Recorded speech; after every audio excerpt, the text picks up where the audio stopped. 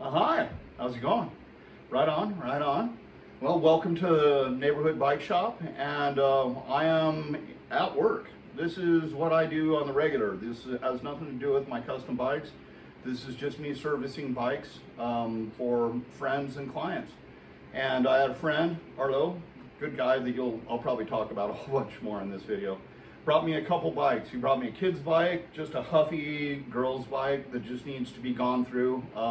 We figured it'd be a simple tune, so I figured like 25 bucks just to make it work right. But ran into some problems with that. I'll explain those a little bit later on. And then he brought me this wicked Trek 8700 Composite. And this bike is super cool, but it's got some problems. These shift pods need some attention. The bike's very dirty and loose and dusty and rusty. And so I'm gonna fix that. Anyhow, let's do that. All right, this is one of the bikes Arlo brought over for me to tune, so I'm just documenting its original condition before I do any work on it. And also, welcome to the neighborhood bike shop. Let's do this. Okay, so he brought it in for a standard tune, which means I go through the shifting, the brakes, the wheels, every moving part basically, and make sure it's greased and working properly, that everything's straight, like the wheels are straight and true, and to make sure all the cable routings are all right, to check the hubs, the bottom bracket, the headset, and of course the torque on everything to make sure it's put together right. I estimate about 2 days worth of work, but not 2 days worth of hours, because I have to take it apart and put some of the parts into the ultrasonic. Anyhow, I'm just documenting it before I start taking it apart. These shift pods are all gummed up. They need to go into the ultrasonic to get them working at all again. And I will try to save some cables, but I'm guessing we're probably gonna put brand new cables on the whole thing, possibly new housings, tightening up things, and overall just bringing this bike back. On the kid's bike that Arlo brought me, I ran into problems with the rear brake. Is just locked up. Well, I mean, it's not sliding through the cable housing. There is something going on with the cable housing. So I'm gonna have to replace the cable housing on that. And then the grip shift, nada. So I'm probably gonna have to put a new grip shift on there. Other than that, I haven't really checked much deeper, but I will go in a little bit deeper on this bike, make sure it's just safe, that it rides well, and that Arlo gets his money's worth of service. Arlo's a good guy. He's always he's brought me bikes several times in the past, and I would like to think that I've done a good job, and that's why he keeps bringing bikes to me. Anyhow, okay, love you guys. Here we go. Okay, the very first thing that I'm going to do is I'm going to take off both of the wheels. I've loosened up the linear quick releases on the brakes, and now I'm just going to take off both of the wheels. Try to make sure I'm shifted down into the lowest gear, or little, and now let's take it apart.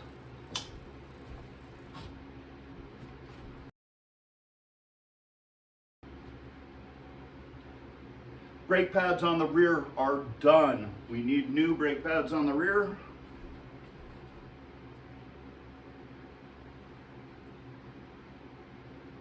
Brake pads on the front are close, but they're not completely done, so maybe not.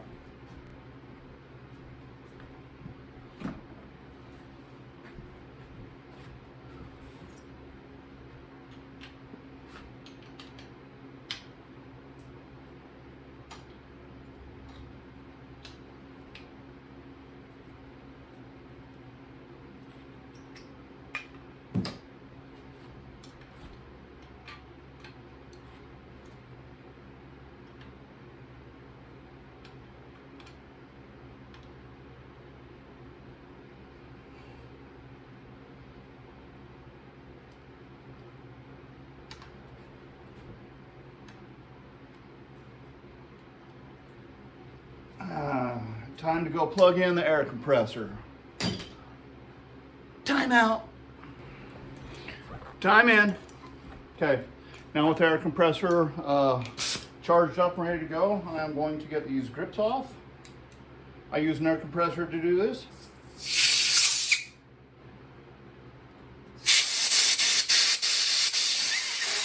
Just loosens up the grip, moves it up off the bar so you can take it off. And do it, for the most part, without scratching up anything or having it take too long. You know, just like that. Okay, cool. Time back out. Okay, time back in. Now I'm going to just pull all the cables and cable housings out.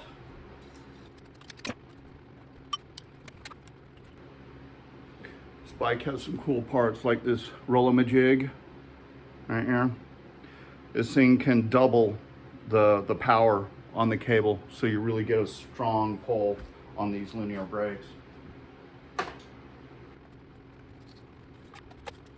Now I'm going to take all the cables, I'm going to take these parts off, loop up the cables, and just get these into the ultrasonic just as quick as possible. I want to try to knock this thing out in under 3 hours, but we'll see.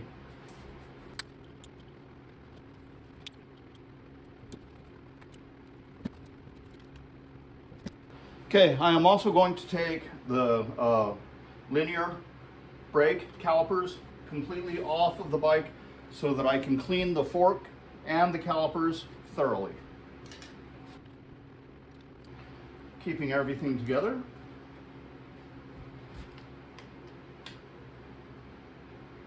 And when I ultrasonic these things, I'll put them into like Tupperware containers that fit inside of my ultrasonic cleaner, and it keeps all of the parts together. Still works just fine. The rear brake caliper is rather interesting because it's got a truss, a brake truss or a bridge that is supposed to give the rear brake a lot more stiffness and capability. But I'm going to take that assembly off as one.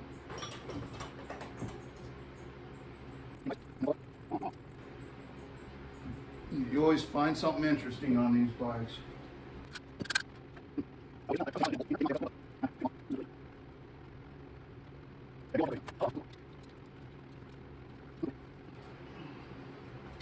There we go.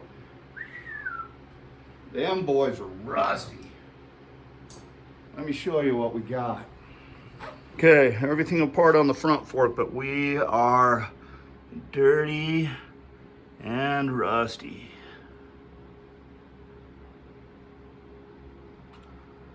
But that's gonna change.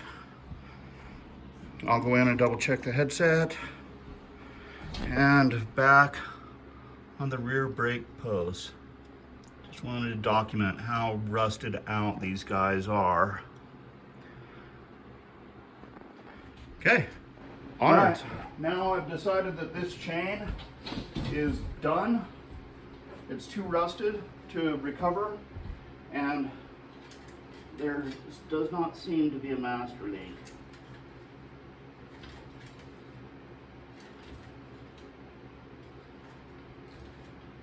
Or should I say a quick release master link, which I'd love to see. But this is back in the era when they would drive pins in and break them off. So I'm going to find me a healthy one. Take it there. I want to replace this with a quick link. I believe I just bought a bunch of these quick links, so there should be no problem. I'll be able to clean this chain up, get it back on the bike after it goes into the ultrasonic and into a rust removing solution. It'll go into the evapo-rust solution overnight, and then it'll go into the ultrasonic tomorrow. It's crazy, I get jobs coming in so quickly that I always want to clean up my shop, but I never ever get to clean up my shop because I'm always on to the next build. Okay, these are very interesting posts on these Treks, these composite bikes, because it's not a water bottle mounting location that is similar to like other water bottle mounting locations. Other bottle mount locations use a bolt into insert into the frame that has threads in it. On these composite ones, they've got a post that is poking out, and that's what you bolt your cage onto.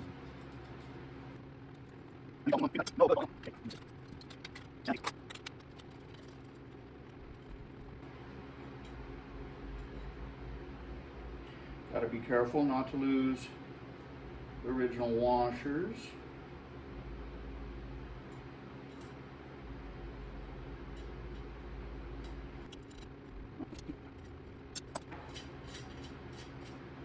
Time for the derailleurs.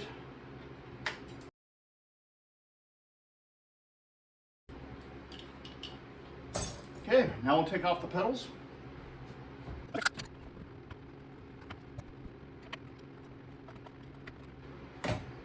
Pedals.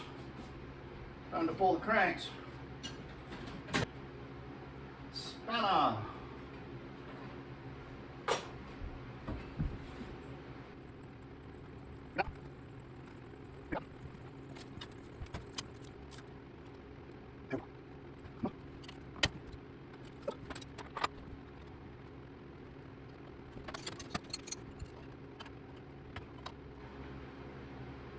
This bike has not come apart for a while, like maybe since it was built.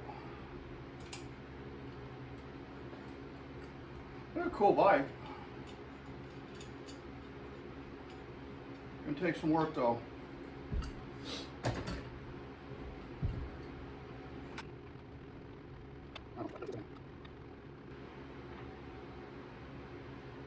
These should always thread in like really, really easily. You shouldn't have to force anything. But sometimes threads get a little bit of a ding in them.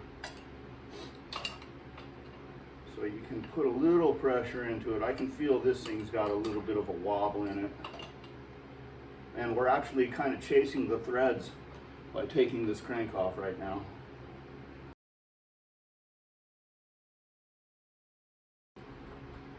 There we go.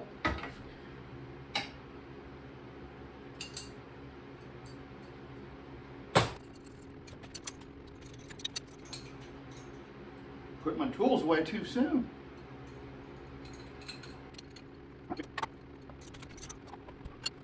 Okay, now I've got it to a place where I'm going to clean it. It's just easier to clean the frame when it's in the stand. I don't want to take it all the way down to just the frame yet. I want to use the seat post as a way to grab the frame as I'm working on it.